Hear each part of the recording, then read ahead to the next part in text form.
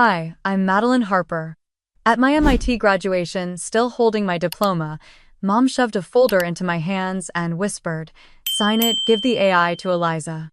They said she had the face, the charm, the spotlight, while I was the girl behind the keyboard, but they didn't know SpaceX had already called. I hadn't even had a chance to take a picture with it to let the moment feel real before she pressed it into my chest. People were cheering around me, families hugging the sharp clack of heels against the concrete as graduates ran to take pictures under the MIT banners.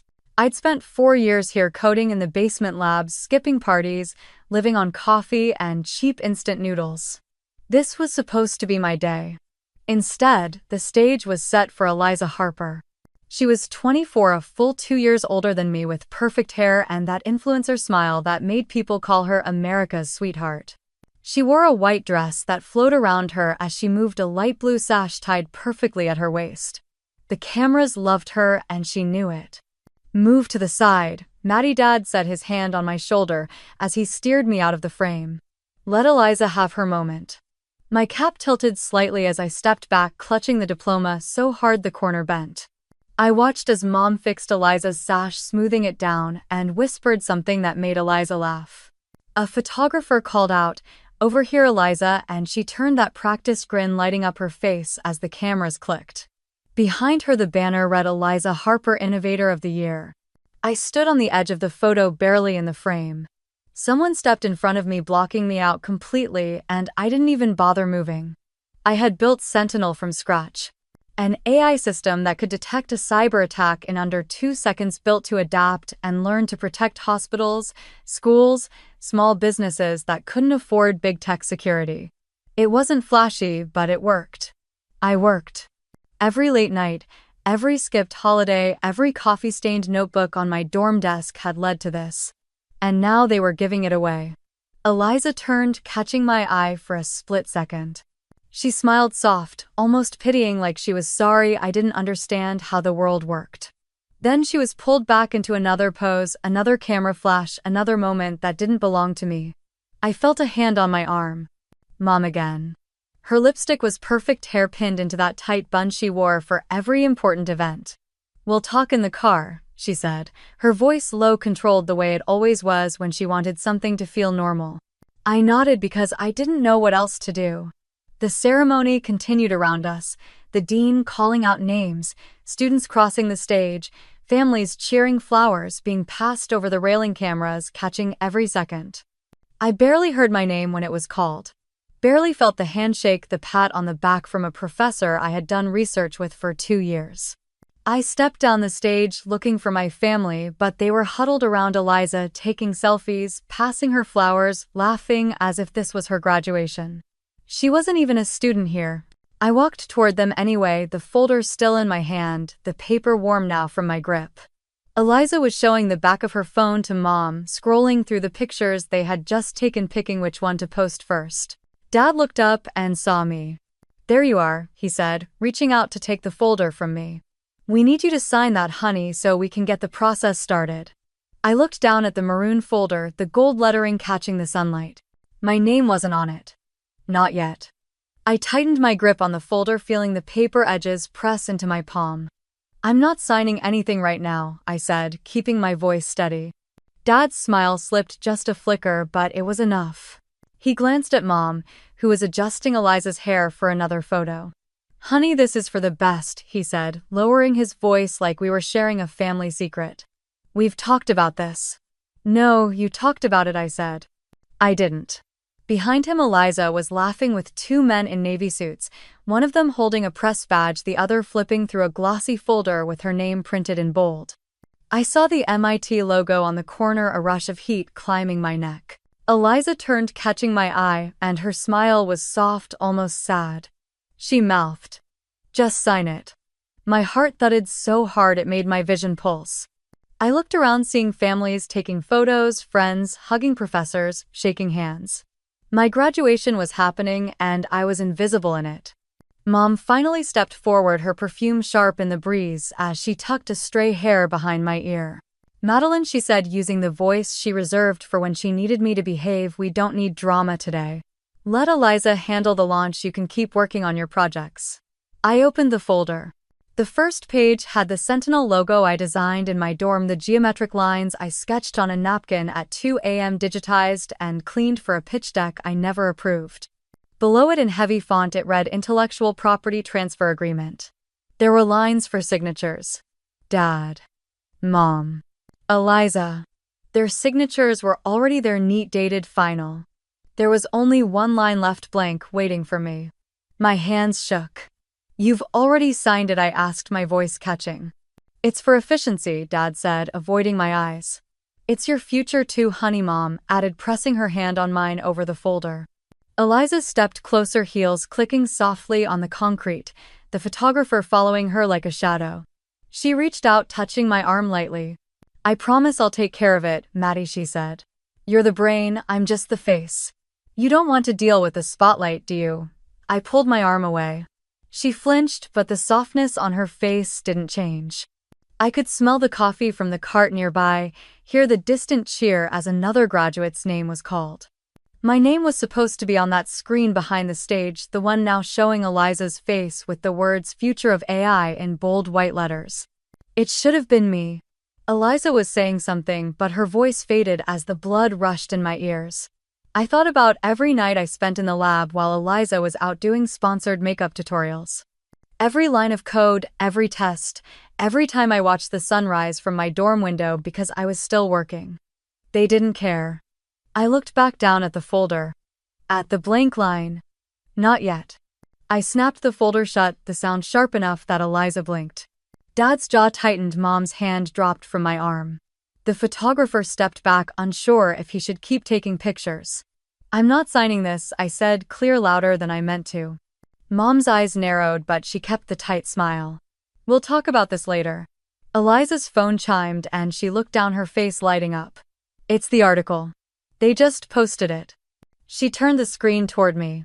There she was, standing under the MIT banner, holding a certificate with the Sentinel logo, her name printed under it. The headline read, "Eliza Harper, the new face of AI."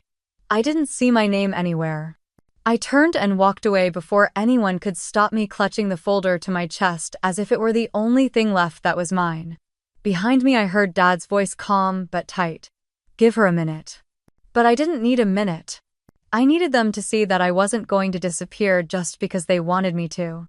I found a quiet corner behind the building, the noise of the ceremony muffled by the brick walls. My hands shook as I opened the folder again, scanning the document line by line. My eyes caught on a clause halfway down the page. Full transfer of intellectual property patents and rights, including all future iterations and developments of Sentinel, to Eliza Harper as primary owner and public representative. I felt the world tilt slightly. They weren't just giving her the launch, they were giving her everything. I closed my eyes, took a slow breath, and opened them again. And for the first time that day, I felt cold, clear anger cut through the noise. Number. Not yet. Don't be selfish, Madeline. This is for the family's reputation. Mom whispered, her hand tight around my wrist. Around us the crowd cheered as Eliza waved her white dress, catching the sunlight, the gold sash fluttering as she moved. A photographer shouted her name and she turned, wiping fake tears from her eyes before smiling wide for the camera. I stood there, the folder still pressed against my chest, trying to keep my breathing even. Mom's nails dug into my skin as she leaned closer. "Smile, Maddie. We can't have you ruining this moment." I swallowed, forcing my face into something neutral. I couldn't look at Eliza, couldn't look at the stage that should have been mine. "Here," Dad said, pressing a pen into my hand. "It's just paperwork, honey. We'll sort out your shares later." Shares. That's what they were calling my life's work now. Eliza's voice rose over the noise, soft and sweet, as she faced a line of reporters. "I couldn't have done this without my cousin Madeline," she said, dabbing her eyes dramatically. "She just wants what's best for me." A woman in a navy dress clapped her hands, saying, "That's so touching." A family of innovators. I felt something crack inside me as Eliza turned, accepting a bouquet of white roses from one of the sponsors. She posed with them, the petals brushing her cheek as the cameras flashed again and again. No one saw me standing there. No one cared. The folder grew heavier in my hands as I watched them celebrate her, calling her brilliant young genius the future. Each word dug deeper, a reminder that none of this belonged to her. A warm, frail hand slipped into mine. I looked down, seeing Grandma Evelyn, her eyes soft but sharp as always. "Don't let them rewrite your story, sweetheart," she whispered. My throat tightened, but I didn't speak. I just squeezed her hand back, holding on to the only person who saw me. Eliza was laughing, now hugging Mom, posing for more pictures. "You're the real star," Mom said to her loud enough for everyone to hear. I felt the pen in my hand, cold and heavy. Dad tapped the folder, pointing to the blank line. "Just sign, Maddie. We'll handle the rest." I opened the folder again, the words blurring for a second before they snapped back into focus. Full transfer, public representative, family alignment. Lies wrapped in legal terms. Eliza looked over, her eyes shining with tears that didn't match the smirk at the corner of her lips. She mouthed, "Please." I wanted to scream. Instead, I closed the folder again, holding it tight against my chest, stepping back as Mom reached for it. Eliza's phone chimed and she lifted it, showing Mom a post that had already gone up. Her face smiling under the MIT banner, holding a certificate with the Sentinel logo. The caption read, "A new era begins." No mention of me. I took another step back, bumping into a table where a small glass of water rattled. I steadied it, feeling the cold seeping into my fingers. "You're embarrassing yourself," Mom hissed, her eyes narrowing. I lifted my eyes to her. "No, you're embarrassing me." She opened her mouth, but I turned away, pushing through a small crowd of people congratulating Eliza. My cap slipped, almost falling, but I caught it before it hit the ground. I didn't stop walking. I didn't look back. The cheers grew louder, and I heard someone shout, "Eliza Harper, the tech genius." I kept moving. The folder pressed so tightly to my chest that I could feel the edges leave marks on my skin. I stopped near the edge of the quad, trying to catch my breath. The folder still pressed into my chest like a shield I couldn't put down. I could hear the loudspeaker crackle as the announcer welcomed Eliza to the stage, calling her our brightest young innovator. My stomach twisted. A group of students walked past, arms linked, laughing, holding flowers, and I stepped further back into the shade, the sounds of the celebration muffled for a moment. "Madeline."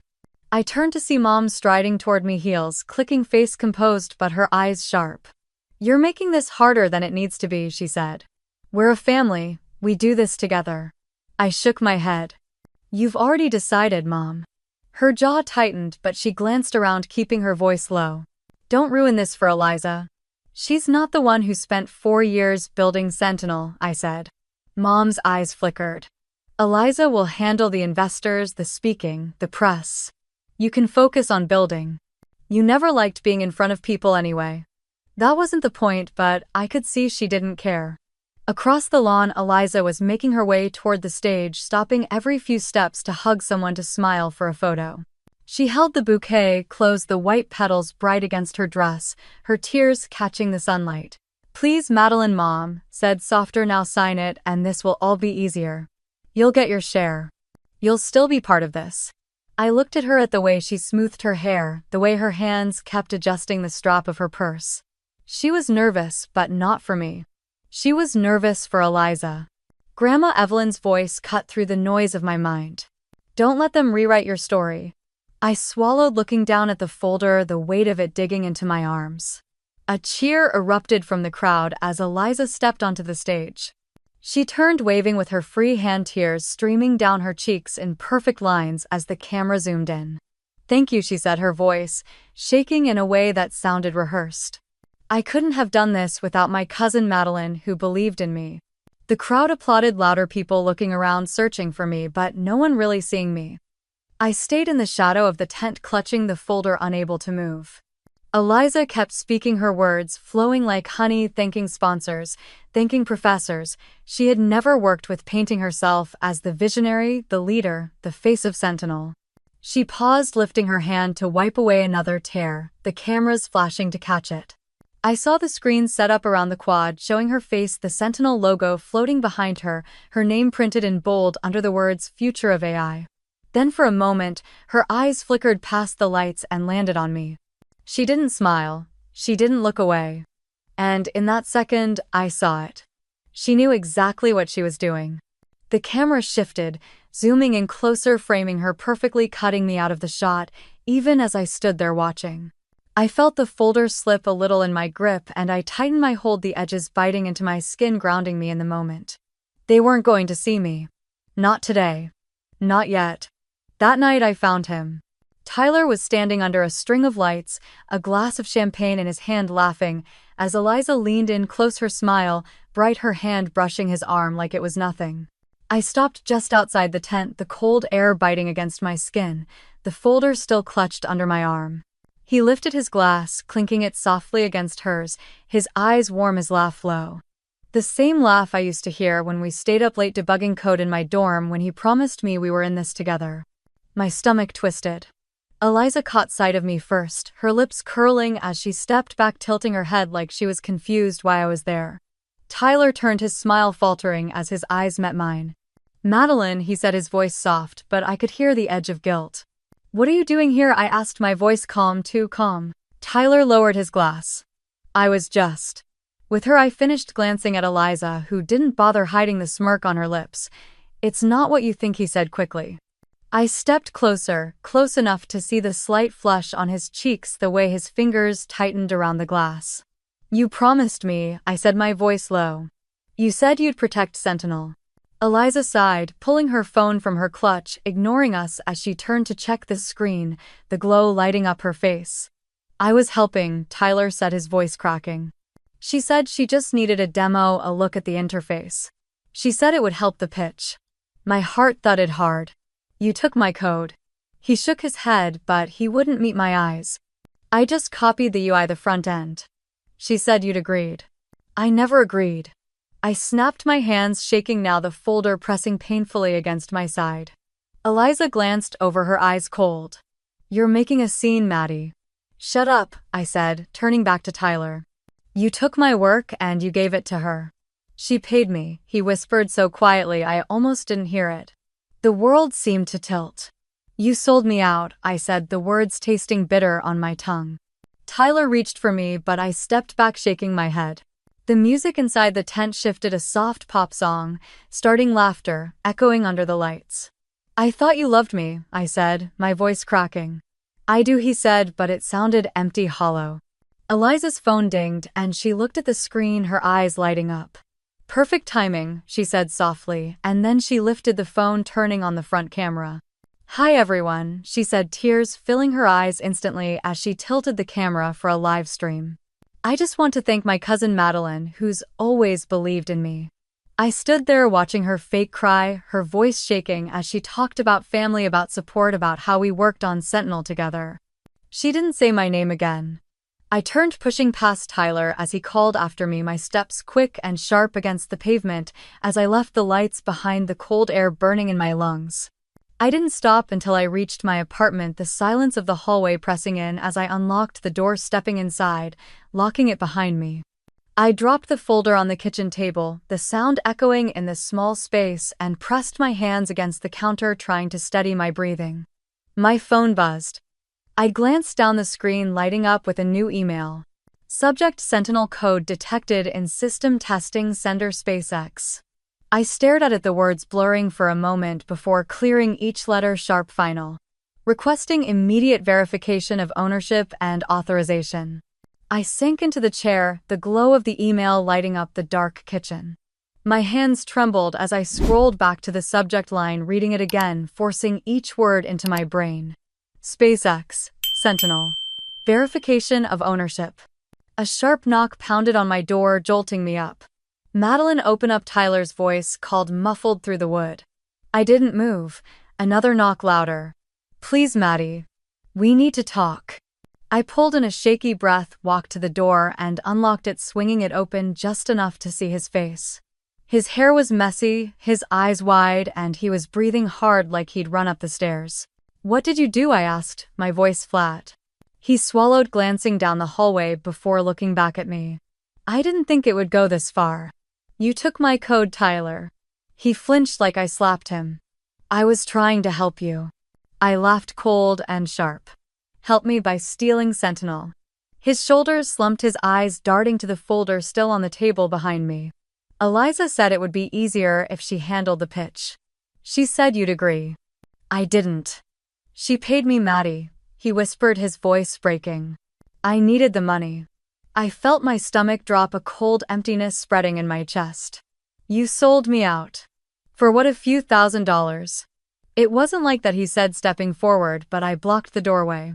It's exactly like that, I snapped, feeling tears burn at the corners of my eyes, but I refused to let them fall. Maddie, please, he said, his hands lifting, palms open. I didn't mean to hurt you, you did. He froze, his mouth opening, closing, but no words came out. Behind him, I heard laughter from the street below, people leaving Eliza's party, their voices bright and carefree. I need you to leave, I said, my voice low. Maddie, now. He hesitated, then nodded, stepping back, his eyes glassy. I'm sorry. I slammed the door shut before he could say anything else, the sound echoing in the small apartment. I locked it, turned, and pressed my back against the wood, breathing hard. My phone buzzed again. I wiped my eyes, picked it up, and saw a notification pop up from Instagram. Eliza was live. I opened it, the screen filling with her face, her eyes, red tears rolling down her cheeks as she sniffled. I just want to thank my cousin Madeline, she said, her voice shaking perfectly. She's always believed in me, and I couldn't have done this without her support. Thousands of hearts floated up the screen, people typing, "You're amazing, Eliza, and such a powerful young woman." I stared at her, at the way she dabbed at her tears with a tissue, at the way she smiled through the crying. Outside, the city was quiet, the lights blinking against the dark sky, but inside me everything felt like it was on fire. My phone buzzed again, another email sliding into the inbox. From SpaceX, subject urgent, Sentinel system verification required, a single line beneath it. Please confirm your ownership of Sentinel immediately to avoid legal action. We need to speak with the person who wrote this code, a woman's voice said, clear and direct. I blinked, gripping my phone tighter as I pressed it against my ear, my mind spinning. This is Madeline Harper, I said, my voice quieter than I wanted. There was a pause on the other end, the faint sound of typing. Miss Harper, this is Karen Mitchell with SpaceX. Sentinel's code was flagged during a routine vendor integration, and it appears tied to an unverified sale. We need immediate clarification. I swallowed, my throat dry. Unverified sale, I repeated. Yes, she replied. The vendor claims full authorization, but the metadata shows conflicting ownership. If you are the original developer, we need proof before proceeding further. I pulled the phone away for a second, staring at the floor, trying to steady my breathing. Miss Harper, Karen's voice came again, calm but firm.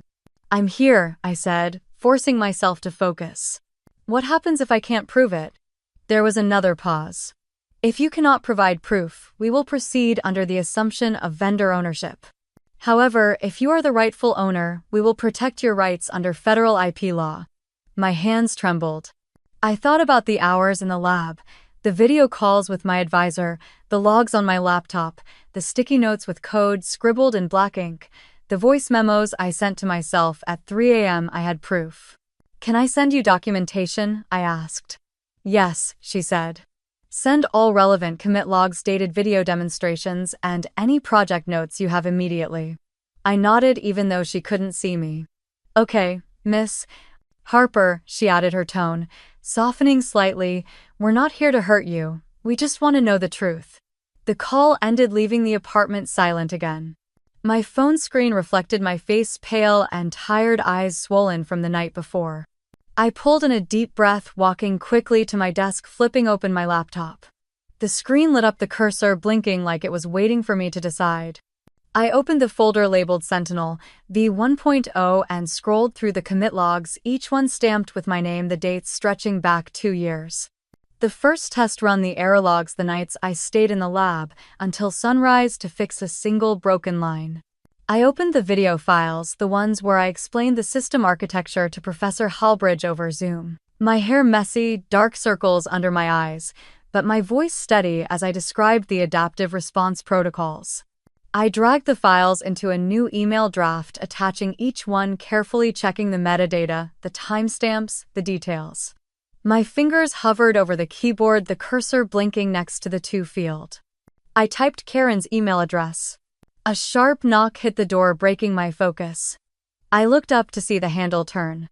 Mom stepped in, her expression tight, Dad behind her silent. Madeline, Mom said, closing the door. We need to talk. I didn't move, didn't close the laptop. What are you doing? She asked, her eyes flicking to the screen. Sending proof, I said, my voice calm. Dad cleared his throat, stepping forward. If you do this, Maddie, it'll ruin everything we've built for Eliza. You mean everything you've taken from me, I said. Mom's jaw clenched. You're being dramatic. This is bigger than you. I shook my head, the anger bubbling low in my chest. Number. It's exactly about me. Her eyes softened, but I saw the calculation behind it. If you send that, you'll tear this family apart. You'll lose everything. Your trust, your place in this family. I felt my heart pounding, my hand tightening on the edge of the table. I already lost everything, I said quietly. Mom stepped closer, reaching for me, but I moved back. Don't do this, Madeline, she whispered. I looked at her, then at Dad, who wouldn't meet my eyes, and then back at the blinking cursor on the screen. I pressed send. The whoosh of the email leaving my outbox was the loudest sound in the room. Mom's face went pale, her lips parting like she wanted to pull the words back, but nothing came out. Dad finally looked up, eyes hard, jaw tight. Do you understand what you've done? I closed the laptop, the click sharp.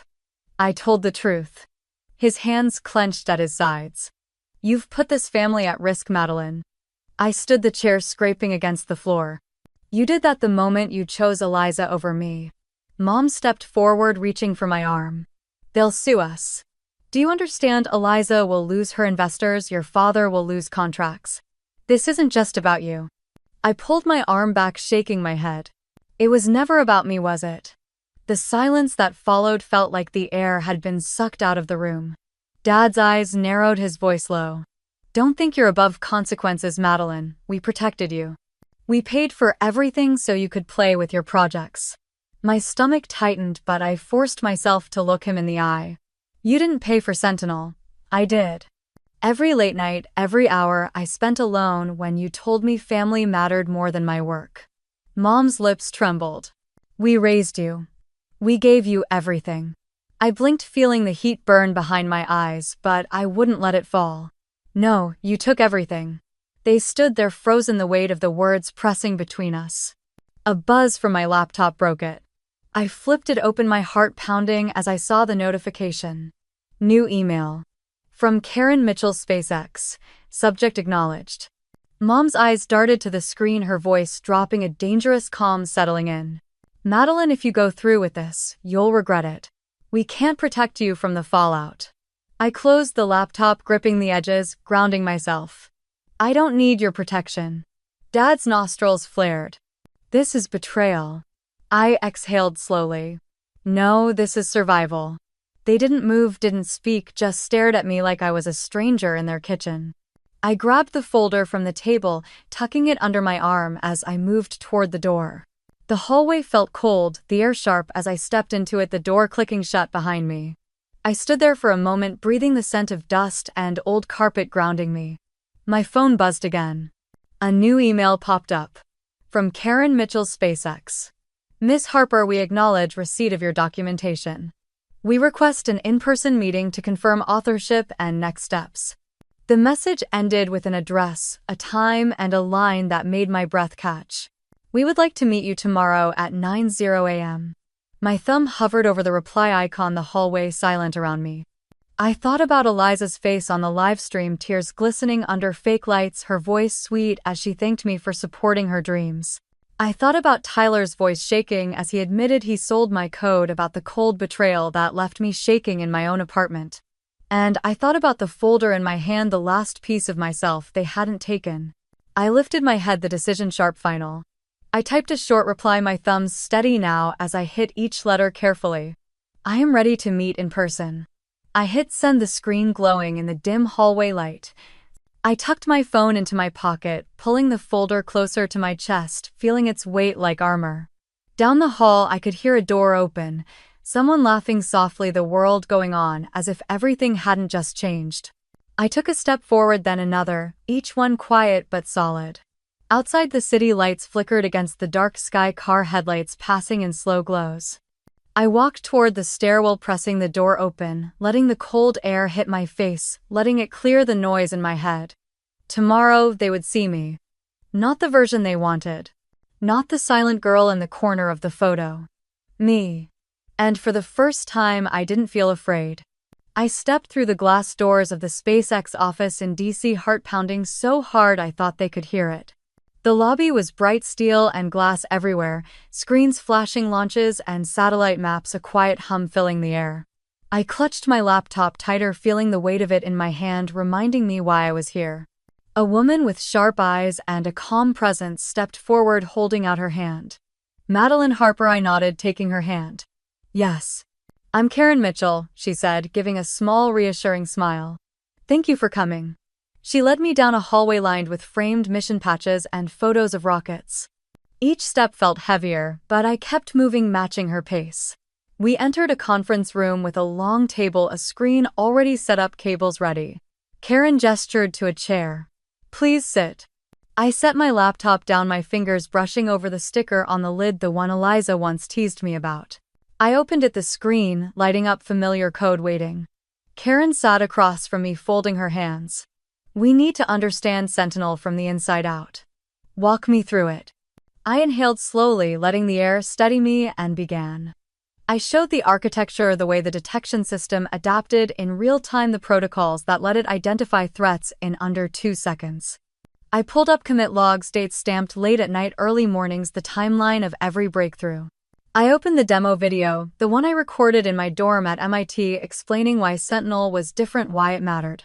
Karen watched, quiet, nodding occasionally, her eyes sharp but not cold. When I finished, the room fell silent, only the low hum of the HVAC above us. Karen leaned back slightly, letting the moment settle. Madeline, this is impressive work. You built something valuable. I swallowed, my fingers curling slightly against the edge of the table. Eliza claims she owns it. My family. She lifted a hand gently. We're aware. We traced the vendor pipeline. Sentinel was presented under Eliza's name, but the code's metadata, your commits, your video, none of that can be faked. I looked at her, my chest tight. If I go forward with this, my family will cut me off. They've already warned me. Karen's expression softened, but her voice remained steady. Madeline, SpaceX has a legal team. If you want to pursue your rights, we can protect you. I blinked, letting her words sink in. You don't have to be afraid of them, she said. You built Sentinel. You deserve the credit and the position if you want it.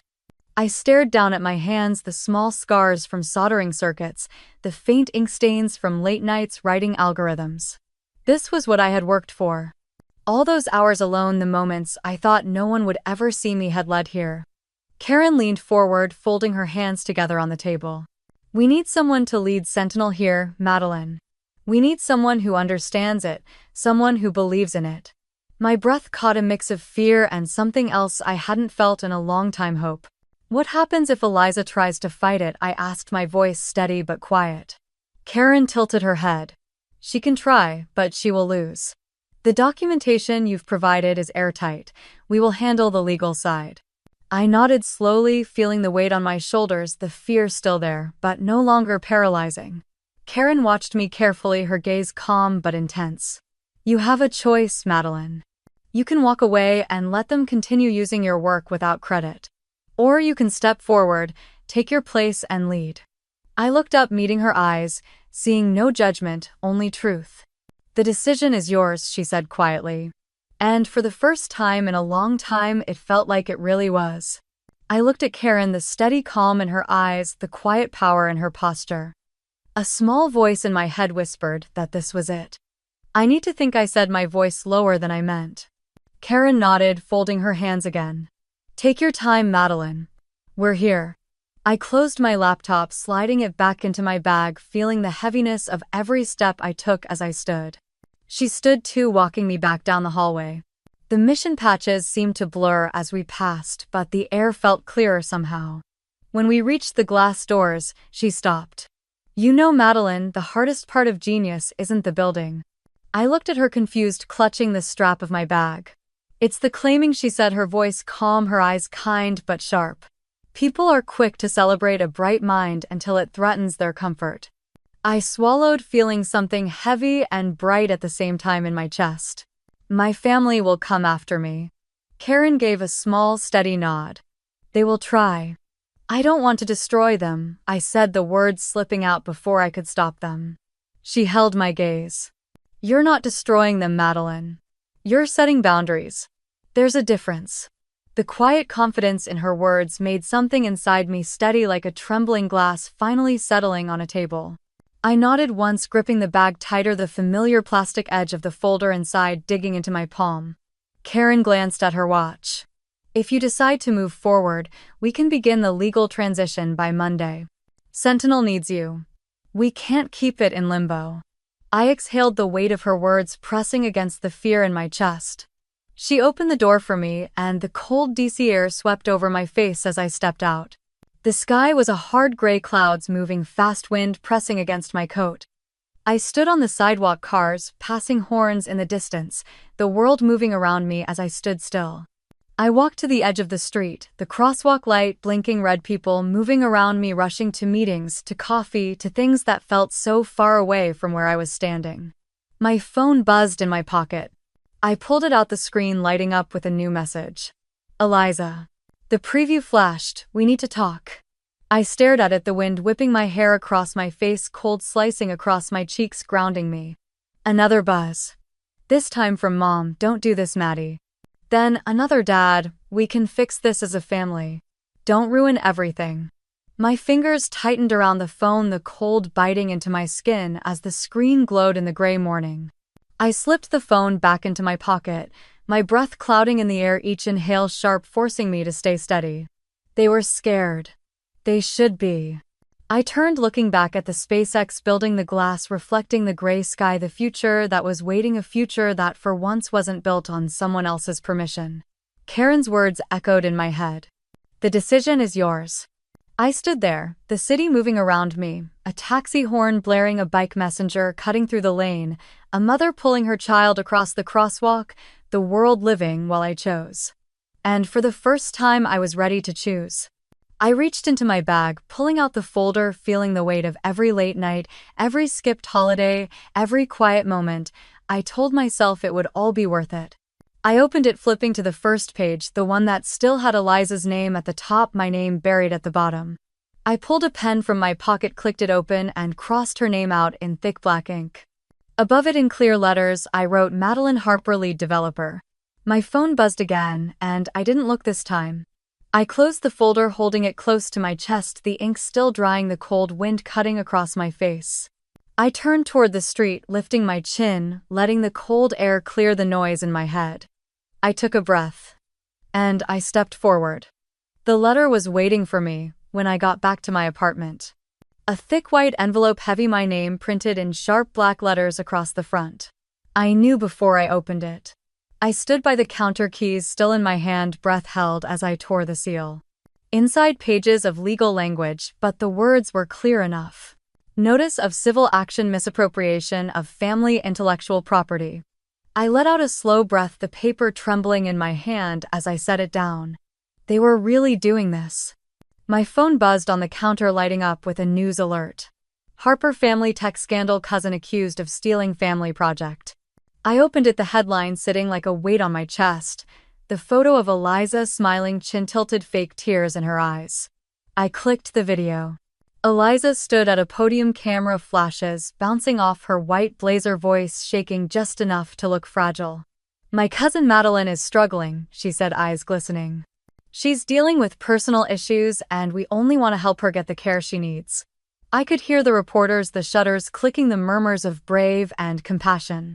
She was good. My hands curled into fists. Another alert. A comment thread under the live stream. Crazy tech girl. Ungrateful brat. She's trying to ruin her own family. The words blurred as I scrolled each one, slicing deeper than I expected. Then another buzz. A message from Grandma Evelyn. You're not crazy. You're brilliant. Don't let them scare you. I closed my eyes, letting her words wrap around me, steadying me for a moment. My phone rang, jolting me.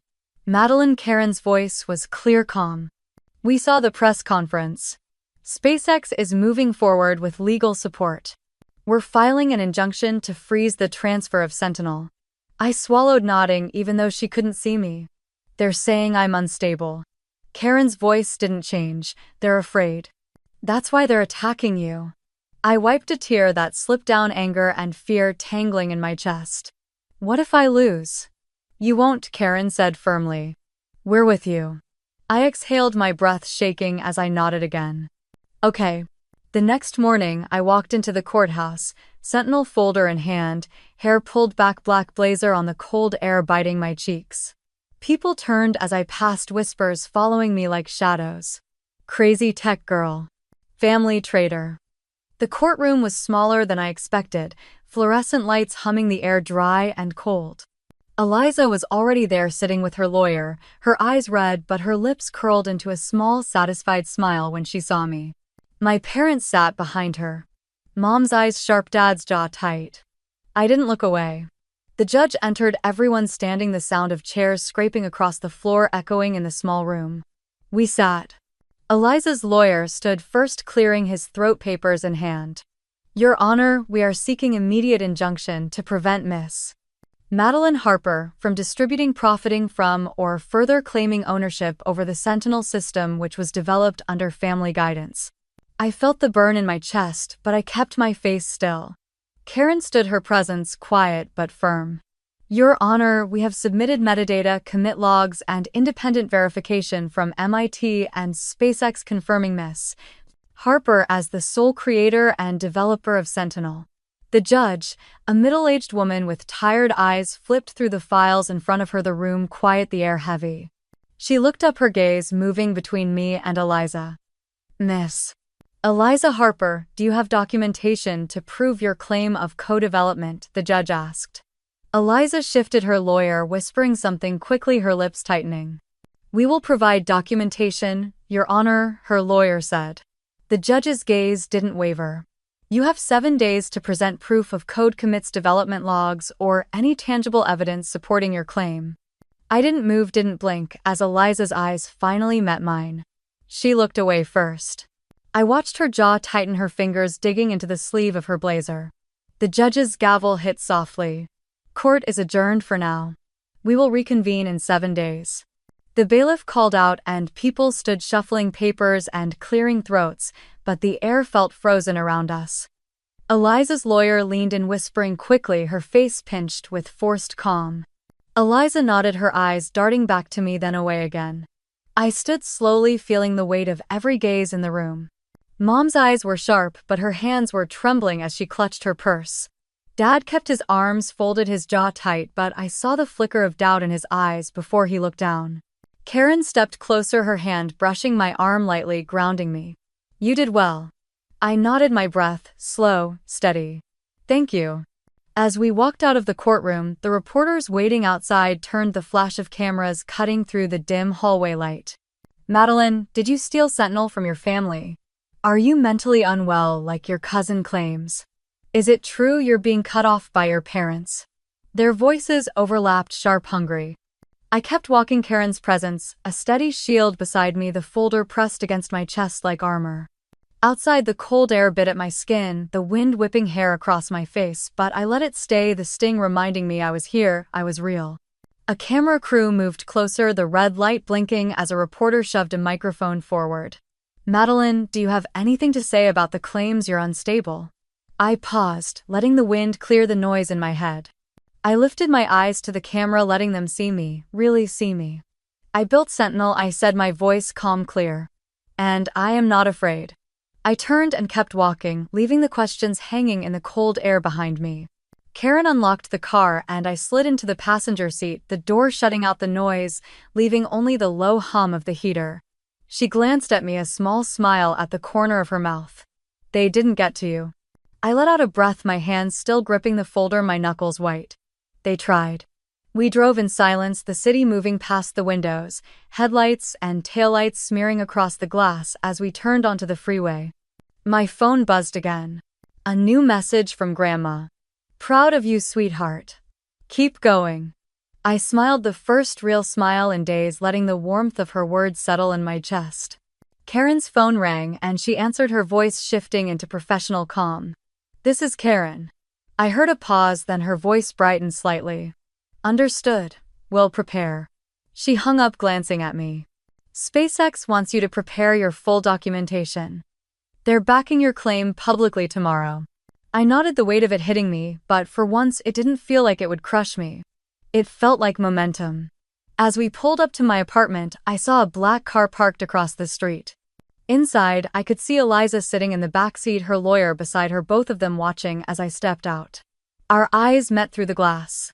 She didn't look away this time, neither did I. The wind caught the edge of my coat as I stood on the curb, the city noise swirling around me. I lifted my chin, meeting her stare. And I smiled. Eliza looked away first, her eyes flicking down as the car pulled off the curb. I watched the taillights disappear into traffic, cold air biting at my cheeks as I stood there, letting the moment settle in my bones. The morning of the next hearing came fast, the sky a pale gray, rain tapping softly against the window as I zipped up my black blazer. Karen met me outside the courthouse, her umbrella shielding us both from the drizzle. "Ready?" she asked. I nodded, gripping the folder in my arms. Sentinel's weight reminding me why I was here. Inside, the courtroom felt colder, the overhead lights harsh, reflecting off polished floors.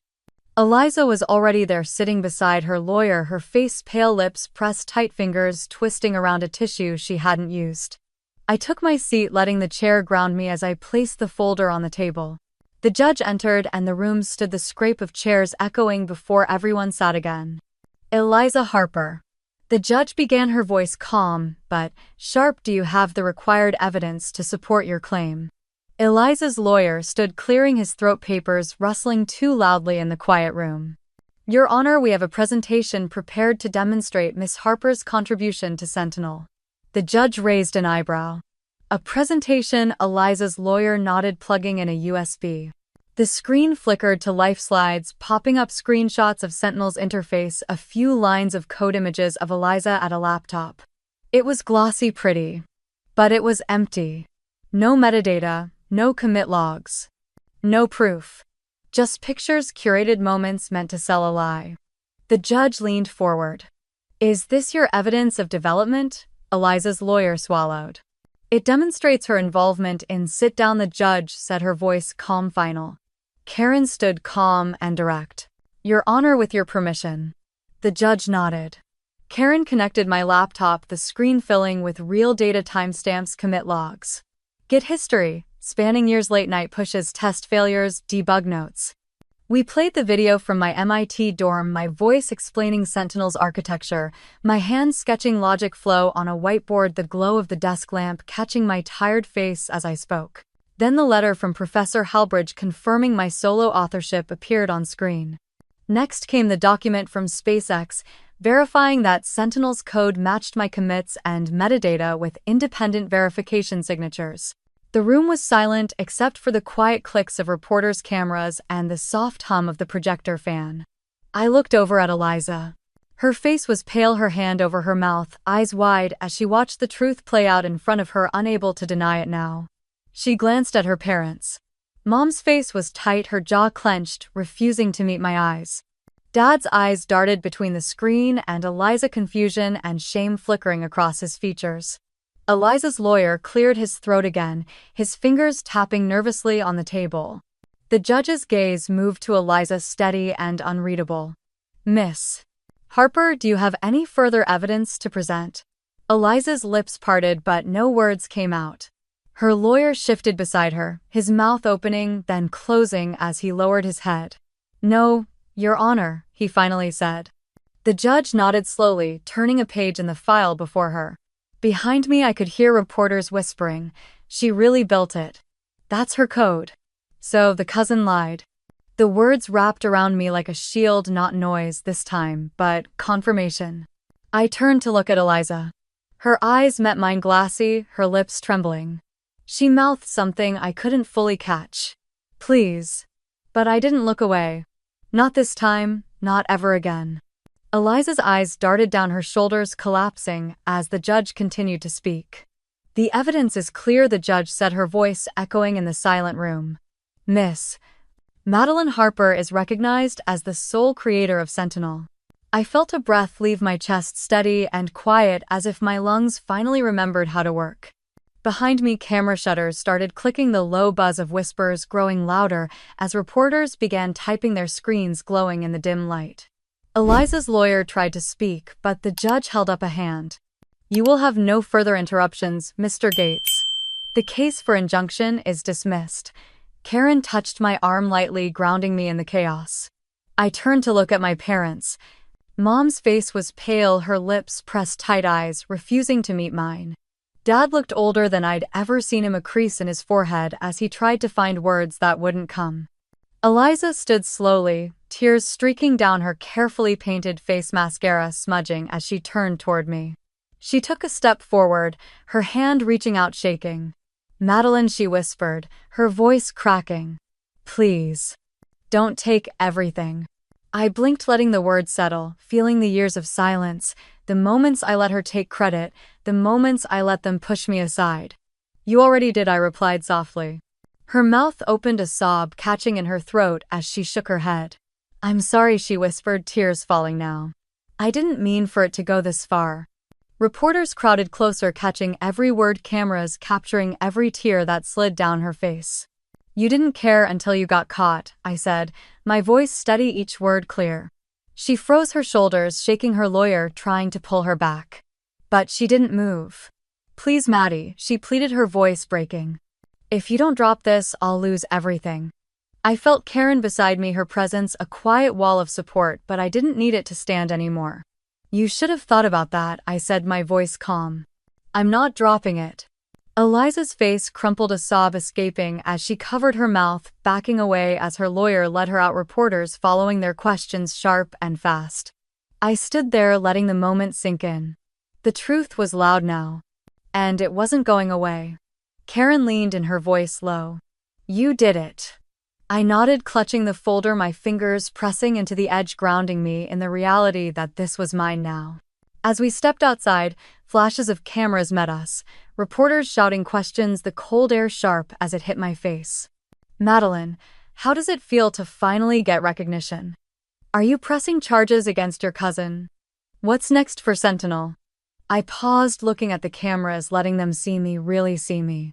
Then I turned, walking down the steps, Karen beside me, the city noise rising around us. My phone buzzed. A notification from SpaceX. Statement: lead developer for Sentinel, Madeline Harper. I stopped, the cold wind swirling around me, the screen bright in my hand. A single moment, clear and quiet as the world kept moving. And I let myself smile.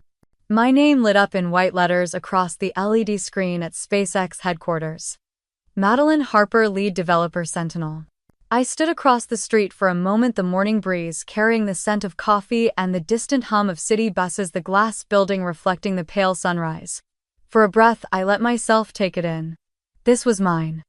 I crossed the street, each step measured, the click of my boots grounding me as I moved past people rushing by, their heads bent over phones, the world still spinning as mine was quietly shifting.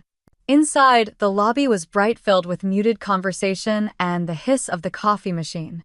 Karen met me by the elevators, a badge already clipped to her blazer, her dark eyes warm as she took me in. "You're ready," she said. I nodded, my hands clutching the strap of my laptop bag so tightly that the leather creaked. "Yeah," I managed a small breath of a word, but it was enough. The elevator ride was quiet, the numbers blinking softly as we rose each floor, carrying me closer to the room where I would reclaim everything. We stepped out onto a floor lined with framed photos, rockets lifting through clouds, engineers around monitors, teams in flight suits, moments that mattered. I thought about Sentinel, the code that kept me up at night, the lines of logic I had written by the glow of my dorm lamp, the test failures, the breakthroughs, the nights I cried, the moments I smiled alone. And now Sentinel would be here too. The press room was bright, rows of chairs filling as journalists set up cameras, some testing sound, others flipping through notepads. At the front, a simple podium stood against a clean backdrop where Sentinel's logo was printed beside my name. It didn't feel loud, it felt right. I paused, letting the image settle, letting the weight of it press into me until it became part of me. I remembered that graduation day, the way Mom pushed the folder into my hands, the way her voice cut through the cheers around us. Sign it, give it to Eliza. How small I felt, how silent, how I let myself be erased. A flicker of that memory crossed my mind, but it no longer stung. It was a marker, a reminder. Karen placed a hand on my arm. It's time. I moved toward the podium, each step quiet, deliberate, the lights above warming my skin as I lifted my eyes to the crowd. People shifted, the hum of conversation dipping into quiet.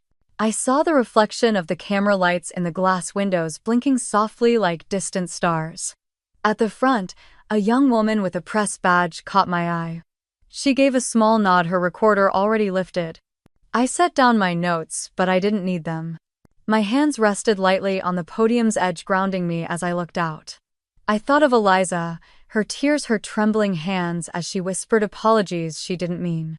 I thought of my parents, of Dad looking down, of Mom's eyes turning away, of the family dinners where my silence was the price of peace. And I thought of Grandma Evelyn, her hands warm as she squeezed mine, her voice steady as she said, "They don't get to write your story." I lifted my chin, letting the lights find me, letting the cameras capture the quiet strength I carried. And I took a breath. I was ready to speak. The first words came out steady, clear, carrying the weight of every sleepless night. I built Sentinel alone in a dorm room at MIT, I said, letting my eyes move across the room, meeting faces, letting them see me. I built it because I believed we needed a way to protect people, to protect futures, to protect dreams. Flashes from cameras blinked, the sound a soft rhythm beneath my words. I was told to give it away. To step aside because I wasn't the face they wanted.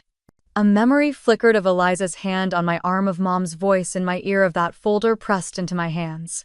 But I didn't let it linger. I was told to be silent so someone else could stand here. I paused, letting the words breathe. But I won't be silent anymore. The room was quiet, the only sound the faint hum of the lights above. Karen stood at the side, her arms folded, her small nod reminding me I wasn't alone anymore. I took a breath and smiled, letting it soften my voice. I stand here today not because I was given this, I continued, but because I refused to let it be taken. Applause broke out, soft at first, then rising, echoing in the room. I let it wash over me, letting it anchor me in the moment. When it quieted, I stepped down from the podium, walking past the cameras, past the reporters with lifted mics. Outside, the sky had cleared, a soft blue stretching above the SpaceX campus. Karen joined me, her hand resting on my shoulder for a moment before stepping back. "You did it," she said, her smile quiet, warm. I nodded, the morning breeze brushing against my skin, a promise of something new. Later I took the train back to Boston, my bag resting on my lap, the gentle sway of the carriage, a comforting rhythm. The city was just beginning to glow orange with the setting sun as I stepped off the train. I walked through the familiar streets, past the coffee shop where I used to code for hours, past the library where I ran simulations late into the night. I reached Grandma Evelyn's house just as the sun dipped, painting the porch in soft gold. She was sitting there, a blanket over her lap, her eyes bright as she saw me. "You did it, sweetheart," she said, her voice warm, steady. I sat beside her, resting my head lightly against her shoulder, letting the quiet of the evening settle around us. "They tried to take it," I whispered. "But you took it back," she said, her hand squeezing mine, the light from the street lamps beginning to glow as the day ended. We sat there, the two of us, the world soft around us, the city alive, but quiet in the distance. I closed my eyes for a moment, letting the peace of it sink in, letting myself feel the weight of everything I had fought for. The world moved on, but I had reclaimed my place in it. I opened my eyes, looking out at the quiet street, at the lights flickering on in windows, at the life that was still waiting for me. And for the first time, I felt ready to live it. I lifted my phone, turning on the front camera, letting the screen light up with my reflection steady, unafraid. I looked directly into it, letting the moment hold, letting the truth be seen. "They told me to give my dream away," I said softly, letting a small smile touch my lips. I reclaimed it. I let the words hang there, clear, steady. "What would you have done if you were me?"